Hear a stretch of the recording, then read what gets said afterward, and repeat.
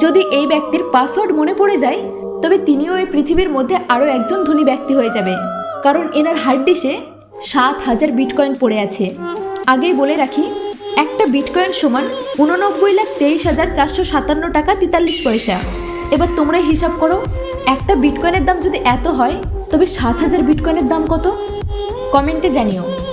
তোমরা একবার ভেবে দেখো, একটা হার্ড ডিস্কের মধ্যে এতগুলো টাকা পড়ে আছে, কিন্তু এই ব্যক্তি সেই পাসওয়ার্ডটাই ভুলে গেছে। এমনকি তিনি একটা কাগজেও লিখে রেখেছিল, কিন্তু সেই কাগজটাও হারিয়ে গেছে। আর এটা ফরগেট পাসওয়ার্ড করলেও ঠিক হবে না, কারণ এটা অনলাইন না অফলাইন ছিল।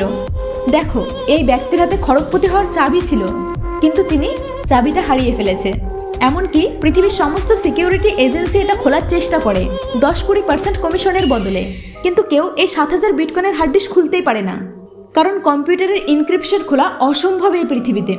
তো যাই হোক, ভিডিওটি যদি ইন্টারেস্টিং লেগে থাকে তাহলে অবশ্যই একটা লাইক অ্যান্ড শেয়ার করে দিও। টাটা।